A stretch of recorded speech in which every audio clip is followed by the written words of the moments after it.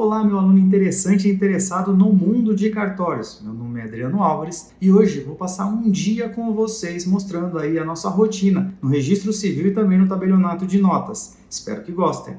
Bom, deixa eu mostrar um pouquinho antes da nossa serventia, né? Dá uma olhada aí como que ela aparenta aí para o usuário quando ele entra. E eu também mostro para vocês agora o nosso acervo, né? E vocês podem olhar, nós temos aí os livros de nascimento, casamento e óbito, sendo que os de óbito a gente deixa lá em cima. Por que eles ficam lá em cima? Porque ficam mais perto do céu, né? Livro A de alegria ou angústia, que é o livro de nascimento, são os que estão aí abaixo. Os da direita são os de bênção ou burrice, que é o casamento, é o livro B. E lá em cima, o livro C, que é para onde todos iremos, né? Cova, caixão ou cemitério. Na nossa atividade, a gente não tem uma rotina certa. Normalmente, o que acontece é que a gente vai atendendo aí as pessoas ao longo da chegada. Diferente do que acontece com o Ministério Público, diferente do que acontece com os juízes, a gente tem uma rotina maior de atendimento ao público e de orientação. Pode ver que a gente normalmente tem sempre um usuário querendo saber alguma peculiaridade, querendo resolver um problema. Nesse caso que eu estou mostrando aí para vocês, que vocês estão vendo no vídeo, eu estou orientando a pessoa em relação a um casamento. As pessoas adoram casar, mas elas adoram também se divorciar. O ato mais rápido que eu já fiz de casamento e divórcio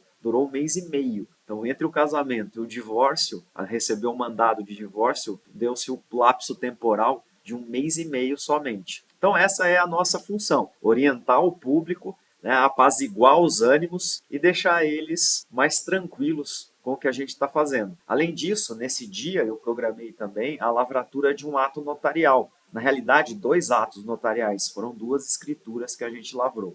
Antes da prática dos atos, nós temos que dar uma conferida no que foi feito na minuta, né? Se tem alguma peculiaridade e tudo mais. Então a gente sempre dá aquela analisada prévia para a gente poder fazer as verificações, inclusive em relação aos atos acessórios, para que a gente possa ter um ato bem praticado.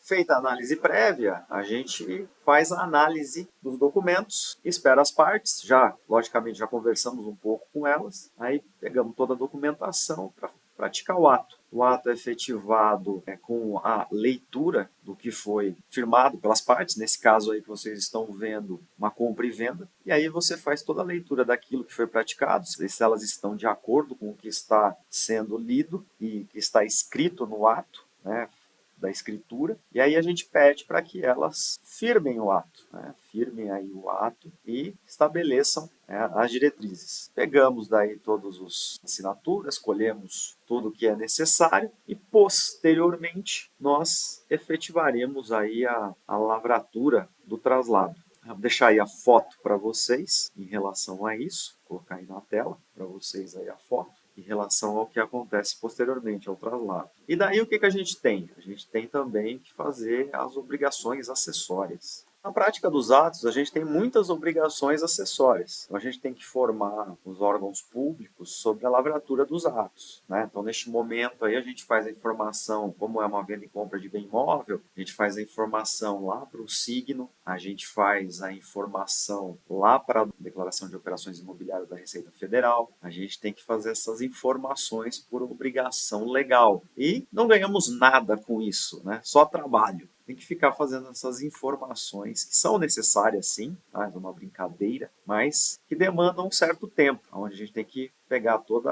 o ato e quase descrevê-lo e transcrevê-lo, né, com as informações dentro desses sistemas. Um deles é o nosso signo para São Paulo, que é a SENSEC, né, nacional, e a gente faz também a informação lá para a DOI. Logicamente, a gente faria informações também lá do provimento 81 do CNJ, caso houvesse alguma questão aí de terrorismo, alguma evasão de divisa e tudo mais, aí a gente faria essa informação própria. Tá certo? Aí a gente fica fazendo essas nossas informações, além de montar o traslado, que eu já falei para vocês, montar o nosso índice, né, para deixar bonitinho, e deixar depois as folhas bem organizadas, e depois entregar para o nosso comprador ou a escritura para que ele possa levar lá no registro imobiliário. Nós temos também dentro aí do registro civil das pessoas naturais muitos pedidos de certidão. Certidões simples para atualização de documentos e de cadastros ou para realização de atos, né, como escrituras, como RGs ou como carta de motorista. Muitas vezes você vai precisar de uma certidão do registro civil. E de outro lado, você tem também os pedidos de certidão aí para cidadania estrangeira, muito comum atualmente,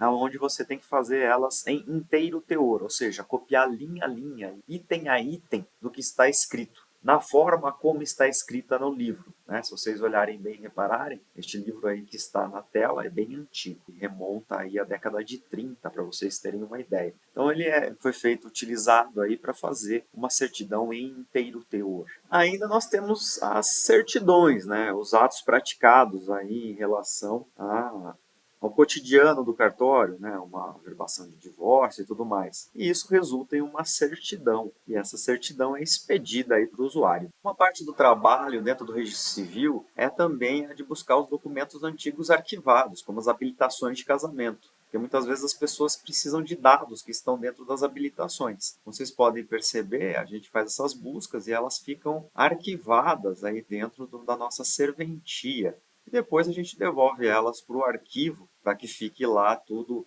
seguramente arquivado e guardado, para quando for necessário, seja mostrado aí para as partes. Ao final do expediente, a gente dá aquela conferida nos atos praticados e terminamos o nosso dia. Prontinho, pessoal. Encerrando aqui o expediente de um dia com vocês no tabelionato no registro civil, né? Espero que tenham curtido aí nosso vídeo. Não deixe de deixar o seu like aqui. Siga-nos, dê sugestões. Espero vocês no nosso próximo vídeo.